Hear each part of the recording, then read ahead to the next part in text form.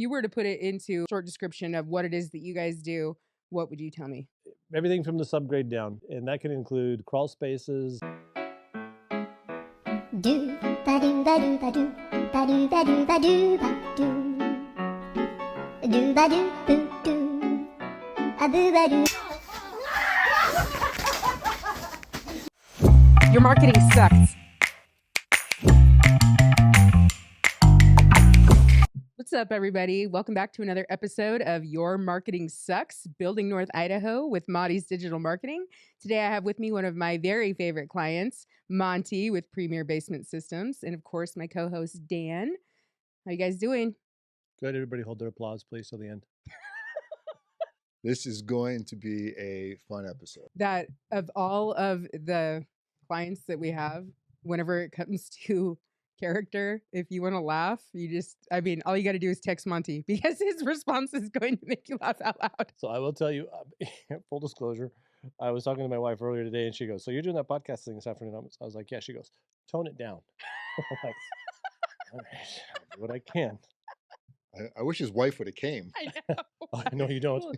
But it's funny because Don't like hurt me on camera. well, yeah, and it's so like they're so balanced, she's like so sweet, and like whenever you're in their office and you watch them and their dynamic, and Monty's like, throwing shit to everybody. And Well, I mean, so far I feel like Monty's pretty sweet, I am incredibly lovable. like toddler, Just ask me, I'll tell you. toddler sweet. That would be a great description. My wife would totally agree with that. She feels like she has to monitor me all the time. Yeah. She wants all those little harnesses. So, yeah. all right, Monty. So tell us about Premier Basement Systems, all the ins and outs. There's so much to, talk about. But if you were to put it into, a short description of what it is that you guys do, what would you tell me? So I guess the hard part is so this is multiple layered, right? So we do things as a business, but we also do things for personal reasons. So I would say that as a business, our focus is on protecting people's largest investment for most of us, which is their home. You have situations in homes that arise foundationally related that can be the biggest risk and big expense to the asset that you want to appreciate the most. And so that's really where we've focused our businesses on subgrade spaces. So anything that is from the dirt line down. That means the foundation. Answer it. Monty's never been on a podcast before. No. How can you tell? Does it show? Right. He's like, got it. Put it away in my notes. Is this your first podcast? It is actually my first podcast. Yeah. You're gonna have fun. I was on the news once. Does that count? I'm not going to tell you why. We only saw the back. Can I tell you He was why? running. Yeah. Might have been some of that involved. Maybe it was Bloomsday. I'm not saying it was. I'm just saying it might have been. All right. So foundations. Foundation, everything from the subgrade down or grade down to below subgrade. And that can include crawl spaces underneath the floor system of your house, or it can be basements. Basement styles, rock, stone, mortar foundation, or rubble foundation. We have post and beam foundations. We deal with block wall foundations. We deal with poured concrete foundations, and all of them come with a certain amount of issues that are potentials for each one of those different styles, and we deal with all of them. And their goal at the end of the day is really we want to make sure that we educate our customers in the proper repair if they have a problem in their basement. Sometimes they don't even know that it exists. But we want to inform them so that they know what the proper procedure for dealing with whatever the issue is. And then they can make an informed decision on how they want to go about protecting that investment. Because it truly is an asset that we want to appreciate. And Totally. It must. Well, let's talk about See, this is what I think is super interesting whenever I started working with you guys. I grew up out in the middle of nowhere, and our basement definitely needs Premier Basement. It shows. When did they let you out? Right? I know. Can you believe it? Kimmy Schmidt over here. Right. But I, like that mildew, moldy smell that comes from basements. I had no idea that that's like not normal. I mean, I think maybe around here it is quote unquote normal because people live with it, but it's not how you should be living, correct? Well, there's repairs. Yeah. There's fixes for it. You can get rid of it. Mhm. Yeah, most people do that. Go to school. Why do you smell like that? Well, I mean, it oftentimes is because your soft goods, your clothes, absorb the odor that mold produces inside of a basement or crawl space, and that is 90% of where the odor comes from. It's Mhm. moisture control. So how do we do that? It's there for multiple reasons. It's not just there because there's an active leak. Sometimes it's due to condensation. Sometimes it's moisture wicking. Sometimes it's elevated humidity from a number of different sources as well. But they are all still solvable. Mhm. So, and again, we've all been in basements where when you walk out of your basement, sometimes you walk into somebody else's and theirs doesn't smell like yours. And you're like, wow, this is a really nice, clean space. They must be really clean people. Well, no, not necessarily. They just don't have the particular problem that you have in your basement. So, because I'm new here, like having a basement, I've never had a basement before Where you until Miami. Oh, yeah, they don't do that there. No, you'll drown. Yeah. So having a basement now, we have like this big humidifier down there. Yep. So Dehumidifier. yes, one of those. You don't want to add moisture. Oh shit, we got the wrong thing down there. I'm sensing a source of your problem. Right. Our dehumidifier. Yes. So what is it that you guys do exactly? So make it easy for somebody from Miami to understand. Well, it's foundation style and place, particularly in this area, specific. Right? So Spokane South Hill is covered with stone rubble foundations. They are just typically what they did. It's old fractured basalt up there, and they mined the rock out to create a basement, and the same rock that they mined out, they used to create the foundation of the basement. So it's just chunks of cobbled rock that they used mortar and they attached together and they built their basement out of. But those are from the inception, they were very prone to water wicking, moisture egress into the structure through those spaces. Now, back in the early 1900s, people rarely actually used their basements for living. That's not what they were designed for. They were storage space, they were workspace, they were places that they really didn't care if they were a little bit damp and moist. But now, that square footage you're getting taxed on, and people need more square footage for our existence that we live today. So now they want to finish them. Now there's a problem. In those types of basements, I'm using that as an example from somebody with Florida, because if there's a basement in Florida, they have to deal with water. Right. And it can be, so those stone rubble foundations, obviously they just leak right through the pores. They come right through the mortar base. They come right through the even the holes inside the rocks themselves, because basalt has a lot of fractures in it. So a potential solution for that would be to go in and, depending on how much water is egressing the house, we can put in, if you want to put it in simple terms, put an interior French drain system in, and then discharge that water however we need to based on the topography of the lot that they live on. And then we might remove some of the mortar that is holding the rocks in place, because over time it degrades as well and it just becomes dirt. So we might remove some of that, and then we use foam these days to restructuralize the foundation and to create a barrier that will not only keep all the air and rodents and other potential pests and stuff from coming into the structure, but it also helps prevent cold. It prevents moisture. All of those potential issues have to be resolved, and there are solutions for each one of those. We don't have to dig up the outside of foundations anymore. That's what I was going to ask. Does all of this require digging from the outside, or can Yeah, you do stuff from in the actual basement? Almost everything we do now is from the inside. Occasionally, we have to do exterior work, but that was the problem that we ran into. So we first started this business about in 2005 or 6. We used it as a bolt-on to an insurance restoration company that we were running here out of Coeur d'Alene, Idaho. And in that business, we would come across foundations and crawl spaces that had these types of issues, but we didn't know how to fix them properly. Traditional wisdom in construction and modern construction methodology is to dig up the foundation, do a French drain system, do a waterproofing system on the exterior of the foundation. But none of those were warrantyable. None of those are really long-term solutions, because we would dig up the outside of a foundation and we would find 2 or 3 French drain systems or waterproofing systems installed from the exterior that weren't functioning. So it became a question of how many do you want that don't work? Right. So you just keep adding French drain systems and waterproofing systems, and none of them are working. And we didn't know why.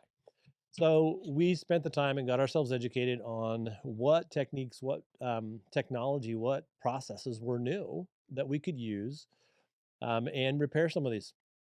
So as another example, the stone rubble foundations, going back to those, you can't dig those up. They don't have any reinforcement inside of them. They actually need the earth to stay in place now. So the dirt holding it in place. Correct. That's part of the engineering solution. Yeah. Well, so if you remove the soils on the outside, your upstairs becomes your downstairs. About So that fast. do some people with these basements, they get severe flooding? Like if we have a severe flood, does water start going through the rock into the basements? I have some pictures. Yeah, I was gonna say That sounds terrifying. Yeah, well, It is. It can it's be. really interesting because of all of the content shoots that I've done with you guys, everything literally is different. Like I've been into crawl spaces that had like this much water, standing water inside in the middle of summer. Mm. I've also been into basements that, like there wasn't any water currently coming in, but you could see all of the water running, like left staining it from where it was seeping in and running down. And then just simple like going in and sealing the crawl space, even whenever there's not really any flooding going on, but just for people to save heat and stuff like that, or use their crawl space for storage. Yep. It seems like, I mean, there's just so many different things that are going on with people's basements and crawl spaces that Because I you had really- no idea. You probably don't think about that buying a house, that you probably just automatically assume your basement is secure from water. Yeah. That's what I would think. It is, and most people do think that way, and because especially if it's been a house that's been in existence for some time, Yeah. obviously if there was a major issue there, somebody should have fixed it already, Right. And a lot of home inspectors, unfortunately, are not educated enough on what to look for. Yeah. Because different times of year, different types of years that we get. For instance, you can have a basement that will only leak once every 15 years, and that's because the way that our snow. When does our snow come? When does the freeze come? Does it come before or after the snow? How does our thaw happen? Does it happen multiple times over the winter, or does it happen just once in the spring? So all those variables will predicate when and how the water may or may not come into our basements.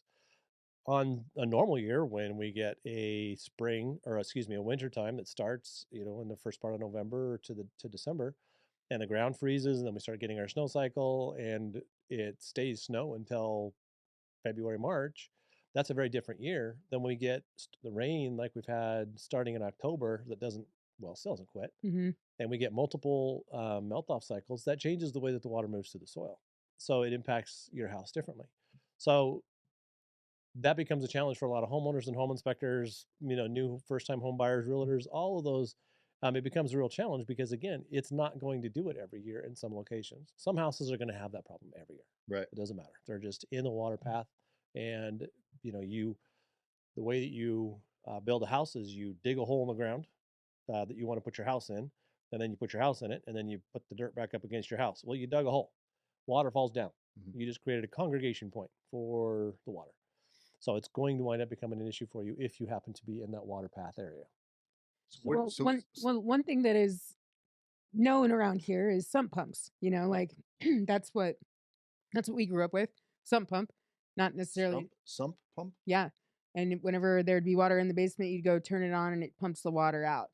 And so like every time that it would rain or in the springtime, but again, I didn't know that it was that it could be fixed to where the sump pump turns on its own. And, so I remember one year we went to the Oregon coast, and whenever we got home from the Oregon coast, and the basement had like 4 feet of water in it. So we call that babysitting your basement. Yes. This is terrifying to me because I'm literally like kind of freaking out right now. I have like $100,000 worth of podcast equipment sitting on my basement floor right now. I'm here for you. I might leave. I'm here for you. Yeah. The answer is right here. We got you, bro. Yeah. So what do you do in a nutshell from the inside? Because you can't just seal it, right? Wouldn't water still build up and push? It can, yeah. So there's a lot of different ways, again, that can happen. For instance, that's one of the things so I kind of told you when we started doing this as a business, but we started focusing on it specifically in 2008 in the Coeur d'Alene, Spokane area. And what we've learned over the course of time is that there are geographically specific areas where different problems are more likely than others. Not exclusively, but as a typical. For instance, in Sandpoint, they live on an old lake bed. That's silt. Any hole that is dug in Sandpoint is going to collect water. And they don't get it just from water that is moving across the surface. They're also getting it from the mountain itself. The mountain will create water pressure. It actually creates a type of head pressure. It pushes. Correct. And so you could try to do something from the exterior, but the whole soil system is exuding pressure on the bottom of your structure. So you could try to catch it from the outside, but it's really difficult to get it on the inside. So you have to address that differently. And we've beat our heads against all those problems. We've had to solve all those problems. So when we get into those geographically specific areas, we know what to do. This is very much like science. We're talking It is. physics. Yeah. Like I'm sitting here going, I've never learned anything in school before, but I just realized physics just made a whole lot of sense just now. It changes, and it changes a lot. So we did a project, excuse me, we had a row of projects up on the South Hill. This has been quite a few years now. But they blasted in a whole new street, behind a street that had been there since the early 1900s. That's all, again, that's all fractured basalt up there. When they blasted in the sewer and water for this new development, the next year, all the houses on the next 2 streets down flooded because they changed the water path. The water, because of that fracturing, they changed it all. And so now, not all of the houses on those 2 streets flooded, but a lot of them did. So a lot of things can change when they modify sewer lines, water lines, digging them up and changing the path into people's houses. We've seen the water run straight down those new pipes that the city just put in and run right into people's basement. Wow. So there's circumstances change around your homes. We have seen it even as simple as somebody has a great big pine tree that's been in the back of their backyard for decades, maybe lots of decades. It falls over and the root ball comes out and they come in and they fix that hole. This guy's just after me today. I just had a giant tree in my backyard. The amount of root that popped out of the ground, you could park a car behind it. I drove by your house on the way here. I'm just trying to hit some keynotes. He's doing it. So what do, like, for somebody that you said you don't have to really do much from the outside, what are you doing from inside the basement to attack this? Yeah, I keep getting I'm so kind of curious. squirrely on that. Yeah, well, I'm not trying to be evasive. The problem is that there's so many different ways. There's so many different problems, and each one of them require a different solution. So So obviously somebody where is your outside. home? So Hayden, Hayden Lake. Okay, so are you on the flat part here? How close to the lake? I'm not near the lake. Are you up on the rimrock? I don't know what that means. I'm brand He's new. like a minute from here. Okay, so you are on gravel. Okay. So the chances of you getting active water leaking inside of your basement is very slim. The biggest risk to you would be a crack. If you get in, all foundations crack. A lot of people think that a simple drying crack or a settling crack in their home is a major structural problem. It's not, but it is a place for egress for water. And it may happen to you. It may never happen to you. It may only happen to you if the ground is frozen and then we get a quick freeze and that pushes water up against your house. So hence keeping your grade away from your house at a negative slope away from your structure. So that's more likely because of where you are in this area, right? So there's if you live someplace else, my Answer would be different. it would very Okay, much so, right. because there's just places around here that just act different. They just have different soils and the different requirements. So let me just tell you, let me explain it this way as best as I can. We have available to us the products that we use that are all patented exclusive products. There's a list of about 50 of them that we use. None of them are available in the open market space. Versions of them are, but each one of those is designed to deal with a different type of specific problem. So, and we use different packages, if you want to call them that, different types of repairs specific to the problem in that particular house. So whether it's a crawl space, there might be, say, 7 to 10 typical packages, and then dozens of very specific packages depending on micro, I don't want to say, it's not microclimate's not the right word, but a microgeography anomaly that exists right there. So, but you have to be aware of what those are. Right. And so you talk about science, and it really does get scientific because temperature, humidity, moisture cycles in the ground, understanding strata when you're driving up, and when you walk up to somebody's house, you can observe the strata. You can observe it when you're driving up, to their house. What does the soils look like? So you're paying attention to all those details as you're driving up because you can see. Do most people only call you when they have a problem, or do they call you is there like preventive medicine? Not really, because again, the solutions, the old school thinking is where most people's brains go.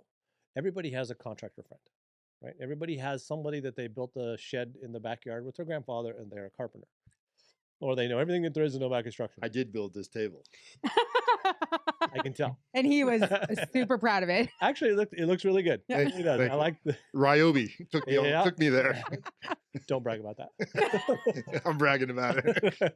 Just not the tool. If I could build it with a Ryobi, imagine what I could do with something better than that.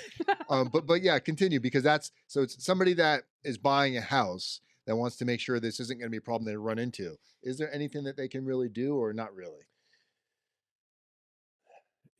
So prior to the sale, everybody has or should have a home inspection done. The complicated part for this particular industry that we're in is that, again, the knowledge base for it is very limited. This is not something that they teach in home inspector school.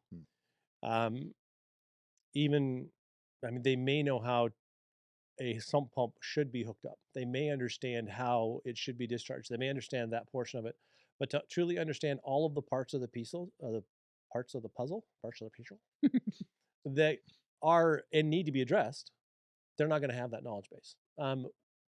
Our knowledge base that we went through to get to where we are today, which I really do believe does set us apart from a lot of the competition, is that we were water restoration contractors first. And so through that, you have to become certified on understanding moisture and why it's where it is. You have to understand dew points. You have to understand why condensation occurs in some locations and not in others. Through the course of that education, we started understanding water better. And that is really a key to the knowledge base required, particularly in crawl spaces, but also in houses that have high humidity that you just can't figure out.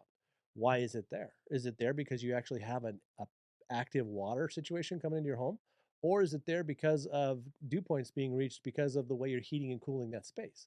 Because it can happen either way. And different times of the year, it can change too. So it really does get a little bit scientific. I got to give our guys a shout out right now, because the knowledge base and the willingness for not only our sales guys, but also our production guys. If you saw some of the working environments, she can tell you that they work in, they do amazing jobs. They really do. And it's under circumstances that most people won't work. But they carry a high degree of pride in the fact that they're actually solving pain. They're resolving pain that a customer is feeling from a problem that exists in their basement or their crawl space that they don't have to feel anymore. It just goes away. You want to know something that's really impressive with Monty is that the entire time, which is we're coming up on a year of working together, but the entire time that I've worked with him, he has the same crew working with him. That's great. Let's talk about that now, because that's a great question. It's not like you can just go hire anybody. This isn't like somebody that's like, I gotta, I can swing a hammer. Let me see if I can find you real quick. I like for his glasses.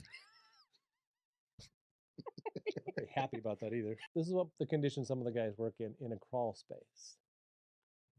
There's no way to walk. What's it smell like down there? Bad. Just stale water, right? No, it's not still water. I mean, if you can see it, it's running. That's a river running underneath their crawl space.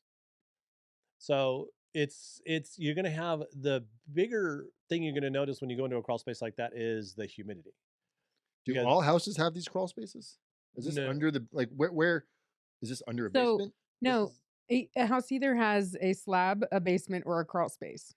Ask her how she knows. Yeah, how do you know? Listen, I've been very educated in this because of Monty. Okay.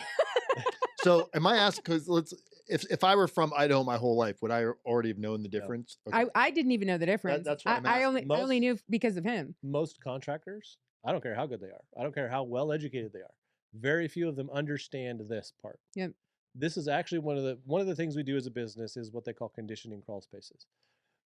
Conditioning crawl spaces is known, all the science is in. They know that it will reduce the energy consumption of a house by between 15 and 30%. So that's not just a lot of times they'll measure the efficacy of an appliance or something in a percentage of how much improvement it has on just that device piece. But over the course of the entire energy usage of a structure, any house, it can save you between minimum of 15% up to 30 some percent. They can save you on your overall cost of your heating and cooling, which is the majority of your cost in your house. Yeah. So for this kind of a disaster, what is the job? Like, what are you guys doing to fix this one? So this one is a crawl space that had a lot of water in it, and when we got there, it was probably 1.5 feet full of water. I believe this is the one that so this is one of the things we try to help educate people on understanding is that a crawl space, or the space underneath the floor in your house, if you don't have a basement, in this area, the Coeur d'Alene, Spokane area, Sandpoint, typically you have a crawl space. We don't build very many slab on grades here. For a variety of reasons. Slab on grade is just a house on a concrete slab? On the dirt, on Okay. top of the dirt. Yep. So we don't typically build those here. We usually build a basement, or we put a crawl space underneath the floor. Now that crawl space is there to run ductwork in. It's there to access piping. It's there much easier to run if you want to do a remodel on your structure, to rerun your piping, rerun your electrical, do all those things. They're a better way to build, and you're not walking on hard concrete all the time, because hard concrete is always cold. Mhm. And in this environment, nobody likes cold feet. So they build a crawl space, which I like better. They just need to be conditioned. The challenge that comes in with conditioning crawl spaces in this environment is it's very difficult to build in the Pacific Northwest and not have your framing get wet, because it's going to get rain or snowed on, more than likely. When that happens, what happens underneath the structure is then that water is then trapped in the subfloor. Gravity pulls it to the bottom. There's no airflow down there, and so you'll get mold buildup. So as for builders, it's a very complex situation, because now what do? They want to do things that are energy efficient for their customers and solve some problems for them. But during the process, if they got a mold remediation process in the middle of a build, you're talking about tens of thousands of dollars that Yeah. they were not anticipating. So it gets really complicated for them. But what we do as a retrofit is come in and condition their crawl spaces. And there's a number of things that happens to their home. Actually, a lot of times, no matter where they are in the geographic area of the Northwest, in Spokane County, Kootenai County, Sandpoint area, all the areas that we live in, it can be a problem from excessive dust and cold to excessive humidity, mold, pests, rodents. All those things are bugs. All those things originate in a crawl space. All of those problems get solved by encapsulating a crawl space, and you get the financial relief, I guess. So you're not paying the financial burden anymore of having vents that open and let cold air actively underneath your house. Encapsulating the crawl space, Solves a whole bunch. are of you problems. closing it off? Turns it into a small basement. Okay. Think of it that way. So are you Nice getting rid living of basement? getting rid of the dirt and the mud, and you're just putting You're capping it. Yep, they encapsulate it with You're isolating the Yep. soils and any of the negative with side concrete? No, No. we use membranes. Concrete actually isn't a great way to do it here because it has a capillary effect. So it'll draw water, moisture can come through it. So what are membranes? Membrane is, think of it as Plastic? visqueen. Oh. The products we use are multi-layered, reinforced. They're capable of being adhesed long term. That becomes the issue when people try to do it with typical black plastic, which is what we call visqueen. That's what's normal in a code-built home. They'll put black plastic down. Sometimes they'll use clear, and then they'll tape it together, because a lot of people are trying to do conditioned crawl spaces. Everybody knows they're much more energy efficient, and they solve a lot of problems that come with exposed air under your structure. But they're just not using the right products, and they're not quite going far enough in taking care of what could be potential problems for them. So that's really where our knowledge base shines. It's not just in our knowledge of the geography of our area, which I do think is very, very helpful, but also in understanding the complete science. Where's the heat sources? Where's the cold sources? What are the environments going to look like 6 months from now inside that space? How is the air going to interact with the space outside? And how to make sure that those two spaces stay disconnected, and then you control the environment on the inside. When you do that, they become a much more pleasant structure. The way that I look at it in my house is, if my wife's feet are cold in the winter, the thermostat goes up. I don't care what the air temperature says it is. My wife's feet are cold. Therefore, the thermostat goes up. So what this does is it can encapsulating a crawl space can warm up the floors of your crawl space, the floors of your house, especially if you had hard surface floors. It can significantly warm those up, 30, 40 degrees. and that's a lot. Yeah, it's a lot. It's a whole lot. Yeah. Yeah. So then your thermostat goes down. The knowledge that you have, with every single area and knowing, I think that that's one of the most important things is if I call you and I live in Sandpoint, or if I call you and I live in downtown Coeur d'Alene, you already most likely know what my problem is because you have so much experience and knowledge based, experience from just living here and working in the area. Yeah, we all the time. People will call us from Spokane Valley. What part of Spokane Valley do you live? South of 90, north of 90?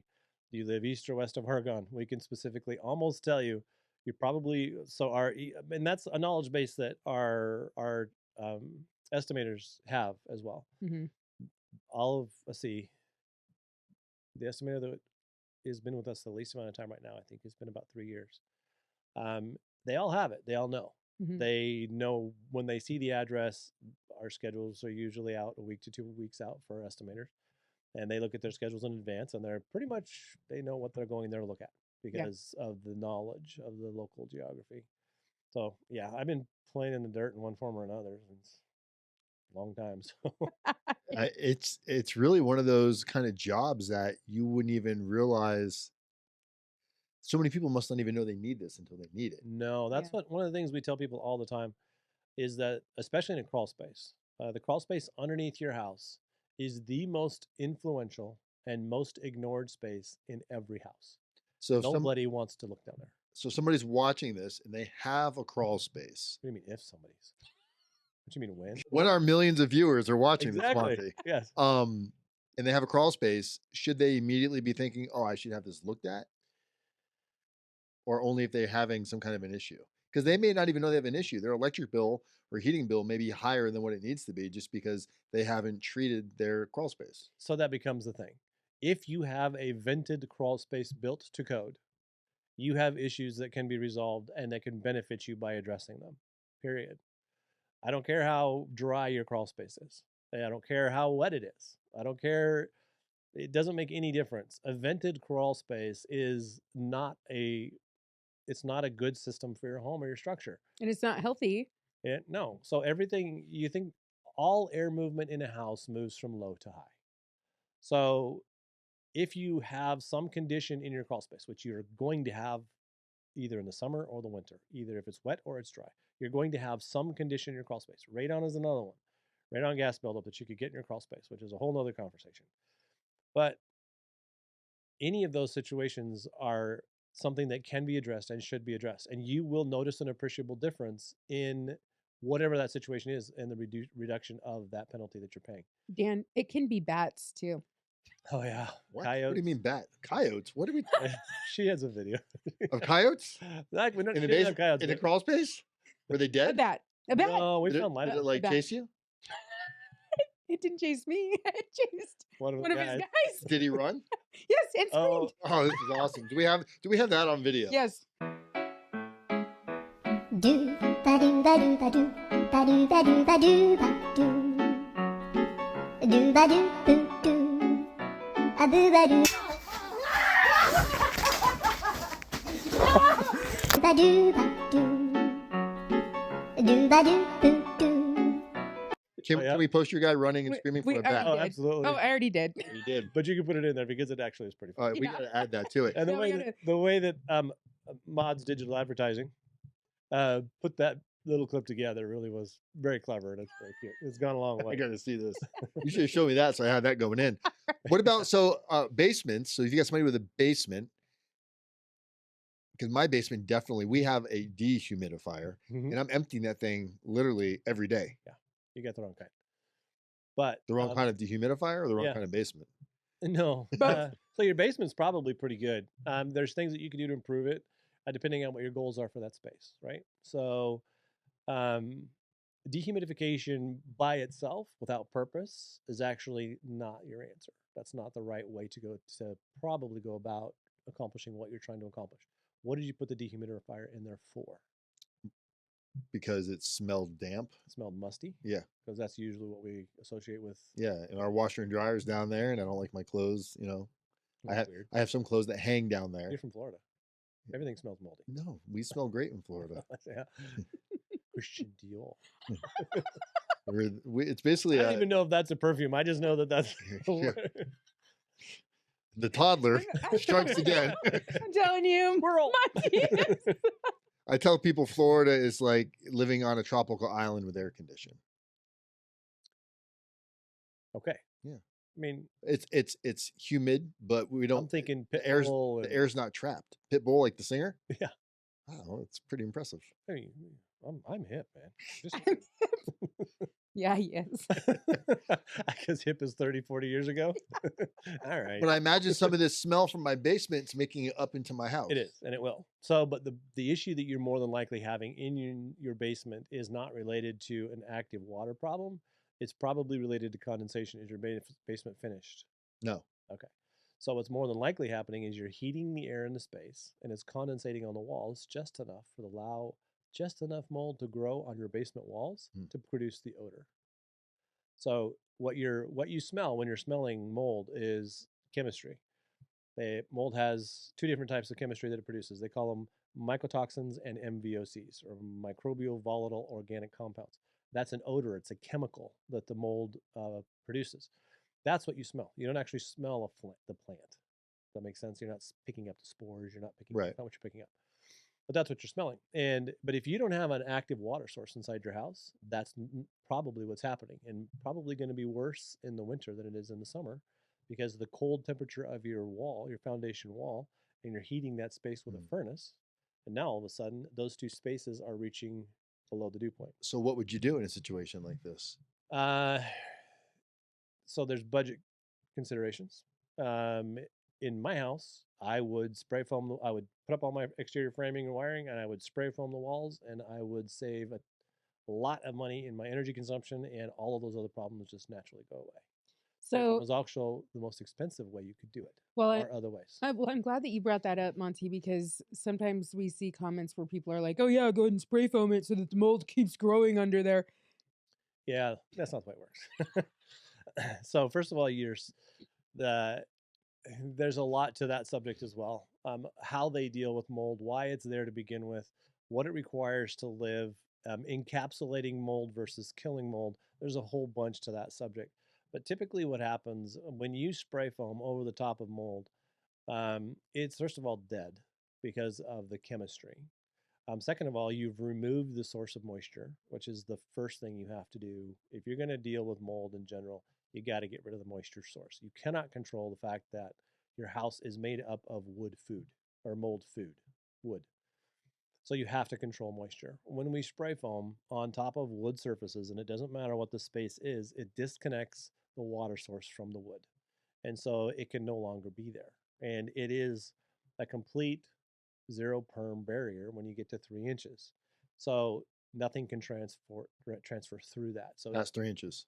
Well, actually, it's closer to 2, but extra inches. Let's say what Monty likes guarantees. I do. But so the spray foam would completely separate those two temperatures. Your wall space, which is going to be very connected to whatever the temperature is outside your structure, right, and your interior conditioning space that you're trying to get it to be at, be it summer or winter. So the outside of that spray foam versus the inside where the concrete is touching is going to be completely two different temperatures. And they're complete. The spray foam completely disconnects them. Right. There can be no place in there that it can reach the dew point and mold condensation, hence mold can grow. Monty, the spray foam that you guys use, you've told me this before. It's the same as what they use on spaceships, correct? So the spray foam in general, so it's not the same anymore because they originally designed spray foam to be used in space. And the reason they did was because they needed an insulation that can handle the temperature differences between the hot side and the cold side of the Earth as the space station itself revolves around the planet. They needed something that would not conduct energy. So if it's 250 degrees on the hot side of the planet and minus 250 degrees on the cold side of the planet, that's a 500 degree temperature swing. They needed something that would not allow that energy to conduct through it. And spray foam, that's how spray foam became a thing. Other thing that they required of the insulation that they were going to choose was that it had to be light enough to get into space. Other insulations that could do the same thing are not light enough to get into space. So that's how it got its origin. And then obviously people have done spray foam and foams in general are everywhere now. I mean, the dashboard of your car, the seat you sit on in your car, Right. this foam here, your Tempur-Pedic mattress. And it's all pretty much the same stuff. It's just a little bit different chemical recipe. That's all Okay. it is. Open cell, closed cell. It's all very similar stuff. All right, Monty, you got anything else that you want everybody to know? Like maybe how they can find you. Oh. So, that's one thing I guess I do want to say. As far as our advertising potential, or not potential, our advertising results prior to going with mods we probably got, I'm going to say 70% of our leads were from online sources, mostly via Google. And I probably got maybe 1 or 2 a year off of Facebook or Instagram.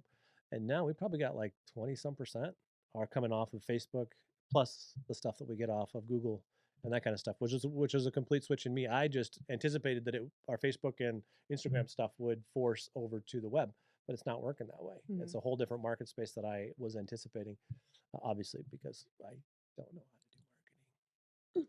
So She does. Mods does. Call Mods. Just call Mods. Thanks, Monty. And how do they get a hold of you? Because there's going to be people that need to get a hold of you after they watch this. The way that you get a hold of me is to listen to what she's going to tell you right now. Okay. Well, you can reach Monty at premierbasementsystems.com. So Monty services North Idaho down to Moscow, all the way up to the Canadian border and into Eastern Washington. So if you need Monty, you can get a hold of him. We're going to have his phone number and a link to his website in the description of this podcast. Monty, I want to thank you for joining us today. I learned a lot from being from South Florida, so I really appreciate the wisdom. Elizabeth, I have fun podcasting with you as always. Another episode of Your Marketing Sucks, Building North Idaho. I'm Dan Wise. Elizabeth Maud. Monty Hilding. All right, guys. We'll see you next time. Have a great day, everybody. Peace.